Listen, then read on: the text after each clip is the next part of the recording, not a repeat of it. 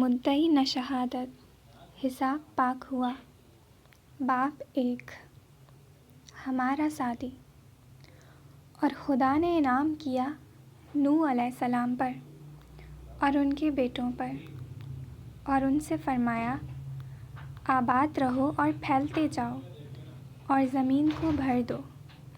तुम्हारा खौफ और तुम्हारी हैबत होगी ज़मीन के हर दरिंदे पर, आसमानों के हर परिंदे पर, मिट्टी पे रेंगने वाली हर शय पर, और समंदर की तमाम मछलियों पर। तुम्हारे हाथों में वो पहुंचाई जाएंगी। हर जिंदा मुहर्रिक शय तुम्हारी ग़िज़ा होगी। और जैसे मैंने तुम्हें अता किए हैं सरसब्ज़ पौधे, वैसे ही मैं तुम्हें हर शय अता करूँगा, मगर तुम मांस को इसकी जान के साथ नहीं खाओगे, और उसकी जान इसका खून है, और तुम्हारी जान के खून का मैं हिसाब लूँगा हर दरिंदे और हर इंसान से, और मैं यकीनन हिसाब लूँगा हर इंसान से उसके साथी इंसान की जान का। अहदनामा, कदीम तौरात। न मुद्दई न शहादत, हिसाब पाक हुआ। सहन तारीक था और तवील बरामदा नीम रोशन। फजर की 2 अज़ानें दी जा चुकी थी और आसमान गहरा जामनी था। बरामदे के आगे कोठड़ियाँ और कोठरियाँ थीं, जिनके दरवाजे सलाखदार थे और जिनकी मीलों दीवार पर लकीरें निशान से लिखे थे। कुछ कैदी सो रहे थे, कुछ जाग रहे थे। यहाँ ज़िंदगी 2 इंतहाओं के दरमियान लटकती थी। सियाह धारी सफ़ेद धारी से मुकम्मल अलग हो चुकी तो फजर की तीसरी अज़ान गूंजने लगी। हवाओं ने मुअज्जिन की आवाज़ को अपने परों पर उठाया और सहन में फैला दिया। अल्लाह सबसे बड़ा है, अल्लाह सबसे बड़ा है। ऐसे में बरामदे में 2 पहरेदार टहलते टहलते एक सतून के साथ आ खड़े हुए थे। एक ने बीड़ी सुलगाई और दूसरे को पेशकश की, जिसे दूसरे ने मुस्तरद करके फिर से इस हवालाती कैदी को कोठड़ी को देखा जिसके सामने वो खड़े थे। पहले सिपाही अब्दुल शकूर ने भी गर्दन मोड़ी, फिर अस्तासाइया मुस्कराकर सर झटका। मोहम्मद दीन, बार बार इस बदमिजाज आदमी को ना देखा कर, इसका दिमाग पहले ही ख़राब रहता है। तेरी हमदर्दी से वो और शेर हो जाएगा। लबों से दुआ छोड़ते हुए इसने तंबिया की। मैं गवाही देता हूँ कि अल्लाह के सिवा कोई ऐसा नहीं जिसकी इबादत करनी चाहिए। मुअज्जिन की सदा बराबर आ रही थी। मोहम्मद दीन तासुफ से इसी कोठरी को देखता रहा, जिसमें सफ़ेद लिबास में मलबूस कैदी नमाज का कपड़ा बिछाता नज़र आ रहा था। क्या यूँ नमाज पढ़ने से अल्लाह माफ़ कर देता है?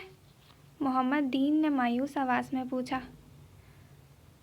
कैदी अब आस्तीनें कलाइयों तक बराबर कर रहा था, जो इसने वज़ू के लिए ऊपर चढ़ाई थी। इसकी पिश्त उन दोनों की जानिब थी।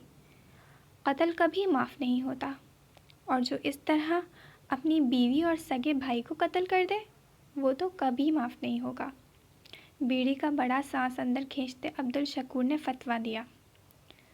मैं गवाही देता हूँ कि मोहम्मद सल्लल्लाहु अलैहि वसल्लम अल्लाह के रसूल हैं। मैं गवाही देता हूँ कि मोहम्मद सल्लल्लाहु अलैहि वसल्लम अल्लाह के रसूल हैं।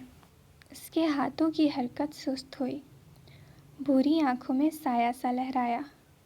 वो एकदम चेहरा मोड़कर सदाकत की तरफ मुतवज्जा हो गई, जो लवाज़मात मेज़ पे रख रहा था और ज़ुमर से नज़रें भी नहीं मिला पा रहा था। बड़े अब्बा भी अखबार को ही देख रहे थे। सदाकत अंदर चला गया तो उन्होंने कहा, क्या तुम्हें ये याद है कि तुम क्या क्या भूलने लगी हो? 4 साल से इसके घर जाना भूल गई हो, 1.5 साल से उसकी शक्ल देखना भूल चुकी हो। ज़ुमर ने मेज़ की वस्त पर रखे गुलदान को देखते हुए कप लबों से लगाया, बोली कुछ नहीं। उसका चेहरा सपाट था। वो तुम्हारी कोई सालगिरह नहीं भूलता। मैं उसे कॉल करूँगी। कॉल करना परवाह करने के मुतरादिफ नहीं होता। ज़ुमर ने संजीदगी से बड़े अब्बू का चेहरा देखा, जो अब इसे ही देख रहे थे। वो मेरा भतीजा है, मैं उसकी परवाह क्यों नहीं करूँगी? تو پھر اس سے ناراضی ختم کیوں نہیں کرتی ہو؟ میں اس سے ناراض نہیں ہوں. سعدی میرے لیے کیا ہے آپ جانتے ہیں، اور کوئی بھی چیز اس حقیقت کو نہیں بدل سکتی. تو پھر اس سے ملتی کیوں نہیں ہو؟ ٹھیک ہے، آپ ہمارا ناشتہ سپوائل کرنا چاہتے ہیں تو ایسے ہی صحیح. پیالی پرچ پر رکھ کے وہ مکمل طور پر ان کی طرف متوجہ ہو گئی.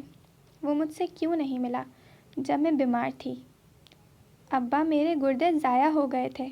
ایک اجنبی عورت مجھے گردہ دے سکتی ہے مگر میرا بھتیجا مجھ سے ملنے نہیں آ سکتا کیونکہ اس کی پڑھائی زیادہ ضروری تھی. ابا، وہ میرا بیٹا تھا، میرا بھائی تھا، میرا سب سے اچھا دوست تھا، مگر وہ میرے پاس نہیں تھا جب مجھے اس کی ضرورت تھی. وہ انگلینڈ چلا گیا اور وہ وہاں سے مجھے کال کر لیتا تھا، مگر کال کرنا پرواہ کرنے کے مترادف تو نہیں ہوتا نا. تم اس کی یہ بات درگزر کر دیتی اگر اس نے یہ نہ کہا ہوتا کہ فارس بے گناہ ہے. اور زمر رک گئی. اس کے تاثرات بدلے.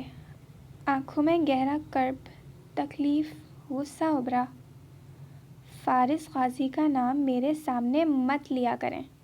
اس شخص نے میرے ساتھ کیا کیا آپ بھول گئے ہیں؟ تو میں یاد کروا دیتی ہوں. اس کا جیسے ناشتہ حرام ہو چکا تھا. لبوں کو نیپکن سے تھپتھپا کر بال کان کے پیچھے اڑسے اور ان کی آنکھوں میں دیکھ کر سپاٹ لہجے میں بولی، وہ آپ کی بہو کا بھائی؟ اس نے 4 سال پہلے میری زندگی برباد کر دی تھی. اس نے اپنی بیوی اور مجھے ایک جگہ بلا کر ہم دونوں کو شوٹ کر دیا تاکہ میں اصل ٹارگٹ سمجھی جاؤں. ان 3 گولیوں نے جو مجھے کمر میں لگی تھی کہ اس شخص نے میری پشت پہ ہی تو حملہ کیا تھا. میرے صرف گردے نہیں چھینے، ہر چیز چھینی. اور سعدی، اس نے تب بھی کہا تھا، اب بھی کہے گا کہ اس کا ماموں بے گناہ ہے. گریٹ. دونوں ہاتھ اٹھا کر اس نے جیسے کسی نادیدہ ہستی کو شاباشی دی تھی. اس کا رنگ نچڑ چکا تھا اور وہ شدید ڈسٹرب نظر آ رہی تھی. اس نے سعدی کے بڑے ماموں اور اپنی بیوی کو مارا. یہ ان کا اپنا معاملہ ہے، مگر اس نے مجھے بھی مارنا چاہا تھا اور یہ میرا معاملہ ہے. مگر ابا، اس کے باوجود میں فارس غازی کے کیس کو فالو نہیں کرتی. میں خود کو 1.5 سال سے اس کیس سے الگ کر چکی ہوں. اپنا بیان بھی واپس لے چکی ہوں کیونکہ جب اس واقعے کا ذکر کیا جاتا ہے مجھے نئے سرے سے تکلیف ہوتی ہے. پلیز مجھے کم از کم ناشتے کی میز پہ تکلیف مت دیا کریں.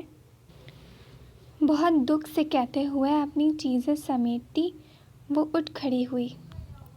بڑے ابا نے خاموش تعصب سے اسے جاتے دیکھا، پھر اس کی آدھی چائے کی پیالی کو. ہر سعدی سے شروع ہو کر فارس پہ ختم ہونے والی گفتگو کے نتیجے میں چائے، ناشتے اور کھانے یوں ہی ادھورے رہ جاتے تھے.